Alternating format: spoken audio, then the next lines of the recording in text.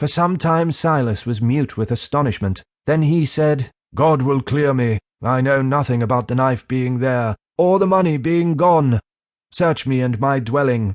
You will find nothing but £3.5 of my own savings, which William Dane knows I have had these 6 months."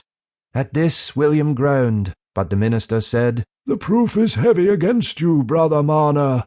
The money was taken in the night last past, and no man was with our departed brother but you, for William Dane declares to us that he was hindered by sudden sickness from going to take his place as usual, and you yourself said that he had not come, and, moreover, you neglected the dead body."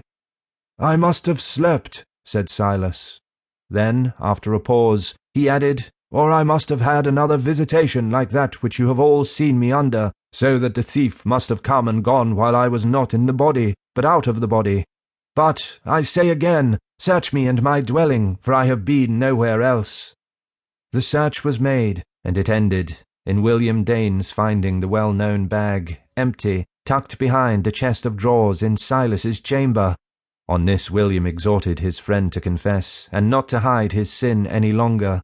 Silas turned a look of keen reproach on him, and said, "William, for 9 years that we have gone in and out together, have you ever known me tell a lie? But God will clear me." "Brother," said William, "how do I know what you may have done in the secret chambers of your heart, to give Satan an advantage over you?" Silas was still looking at his friend. Suddenly a deep flush came over his face, and he was about to speak impetuously, when he seemed checked again by some inward shock that sent the flush back and made him tremble. But at last he spoke feebly, looking at William. "I remember now. The knife wasn't in my pocket." William said, "I know nothing of what you mean." The other persons present, however, began to inquire where Silas meant to say that the knife was, but he would give no further explanation. He only said, "I am sore-stricken. I can say nothing. God will clear me." On their return to the vestry, there was further deliberation. Any resort to legal measures for ascertaining the culprit was contrary to the principles of the church in Lantern Yard, according to which prosecution was forbidden to Christians, even had the case held less scandal to the community.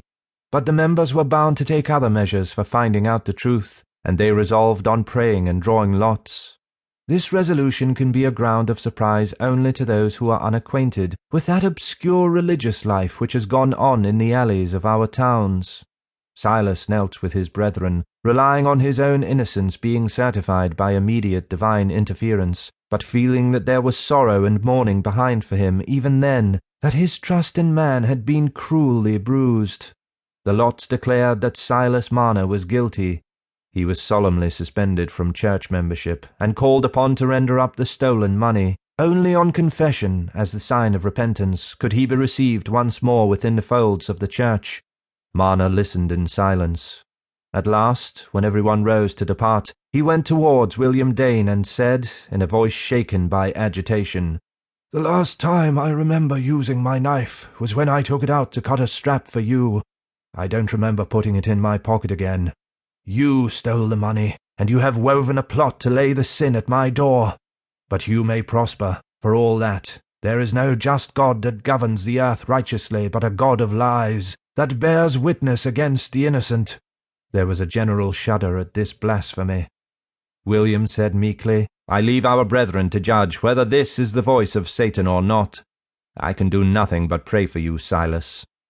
Poor Marner went out with that despair in his soul, that shaken trust in God and man, which is little short of madness to a loving nature. In the bitterness of his wounded spirit he said to himself, "She will cast me off too." And he reflected that, if she did not believe the testimony against him, her whole faith must be upset as his was. To people accustomed to reason about the forms in which their religious feeling has incorporated itself, it is difficult to enter into that simple, untaught state of mind in which the form and the feeling have never been severed by an act of reflection. We are apt to think it inevitable that a man in Marner's position should have begun to question the validity of an appeal to the divine judgment by drawing lots. But to him this would have been an effort of independent thought, such as he had never known, and he must have made the effort at a moment when all his energies were turned into the anguish of disappointed faith.